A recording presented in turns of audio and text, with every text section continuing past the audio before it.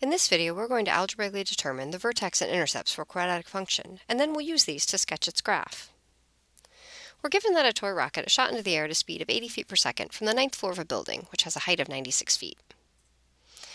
We're then told that its height after t seconds is given by the equation y equals negative 16t squared plus 80t plus 96. So this is the formula, or the equation that we're going to work with. To determine the vertex of this parabola, we'll use negative b over 2a, and note that our variables here are t and y. So if we create a quick axis just to keep track of which is the horizontal variable and which is the vertical one, we have t and y, t on the horizontal axis and y on the vertical axis. So the vertex of this parabola will be where t equals the opposite of b over 2a. And so for this equation, we see that b is 80, so we have the opposite of 80, or negative 80, over 2a, which is 2 times negative 16. This then simplifies to negative 80 over negative 32, which if we put that into decimal form is 2.5. Now that we have the input value, we need to find the output value. So we'll calculate the value of y when t is 2.5. So y is then equal to negative 16 times 2.5 squared plus 80 times 2.5 plus 96. When we calculate that all the way through, we'll find that its value is 196. So the vertex is the point 2.5, comma 196. Next, we're going to algebraically determine the vertical intercept. And note here that the vertical intercept is the y-intercept. And that's going to occur when t is 0. So we'll evaluate this function for t equals 0. So we'll take y equals, and now we'll replace t with 0, and we'll get negative 16 times 0 squared plus 80 times 0 plus 96. And that will just equal 96. So the point that we'll use is the point 0, comma 96. Now let's determine the horizontal intercepts. Again, these are going to be t-intercepts, since we have t on our horizontal axis. And those are going to occur where the output is 0. So those are going to occur where y is 0. And so to solve where that occurs, we'll set negative 16t squared plus 80t plus 96 equal to 0. Now this particular equation can be factored. So looking at that, negative 16 is a factor of every term, so we'll factor it out. And we'll have negative 16, and then inside parentheses, we will have t squared. And then we had 80t, and we factored out a negative 16, so we'll have minus 5t. And then we had 96, and we factored out a negative 16, so we'll have minus 6 inside there. And that is all equal to 0. Now, we can continue factoring and factor t squared minus 5t minus 6. We'll leave the negative 16 out front in this next line. So we have negative 16, and then factoring t squared minus 5t minus 6, that factors into t minus 6 times t plus 1. And that's all equal to 0. So we have negative 16 times the expression t minus 6 times the expression t plus 1 equal to 0.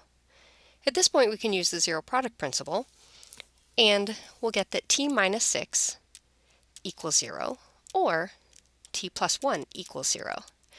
Note that the negative 16 out front didn't yield any solution since there's no variable involved there. Solving each of those equations, t minus 6 equals 0, we'll get t equal to 6 when we add 6 to each side of that equation. And solving t plus 1 equals 0, we'll get t equal to negative 1 when we subtract 1 from each side of that equation. So now the points will be 6, 0, and negative 1, 0.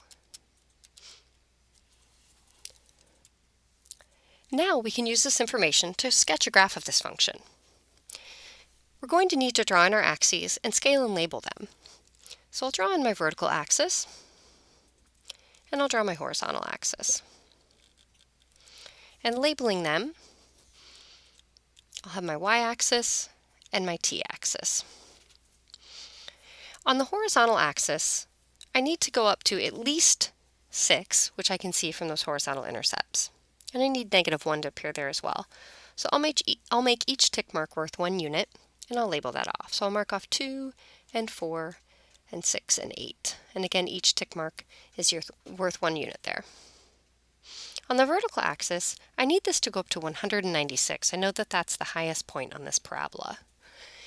So I'll make every tick mark worth 25 units for this one. So I'll mark off 100 at 4 units and 200 at 8 units. Okay, and so now, as we sketch a graph of this, we're going to label these key points because it'll be difficult to really accurately graph something like 096 or 2.5 196. So make sure that those are labeled in the graph. So let's start by graphing the horizontal intercepts. We had the points 6, 0, and negative 1, 0. So I'll mark those off at 6, 0, and negative 1, 0. And then I also want the point 096. I can see 100 really easily. 96, I'm not going to be able to mark exactly, so I'm going to mark it as close as I can. And then next to it, I'll write that that's 0, 96. I'll label that. I'll do the same thing for the vertex, which occurs at 2.5, 196. So I can see where 3 is very clearly. I'll go halfway between 2 and 3, and then I'll go up close to 200, but not quite at it. And I'll mark off that vertex. And I'll label that point. So I'll label that 2.5, 196. Okay, at this point, we have almost enough points. We can use symmetry. We know that our axis of symmetry passes through the vertex. So we can use symmetry and that point 096 to determine that we also have the point 4, 196. So we'll mark that off before finishing this graph. Oh, excuse me, 5, 196. So we'll have 5, 196, looking at from 0 to 2.5, that's a distance of 2.5, so 2.5 more units, and we'll be at that point 5, 96. Okay, at this point we can finish our graph, and we'll do so by connecting these points with a smooth curve.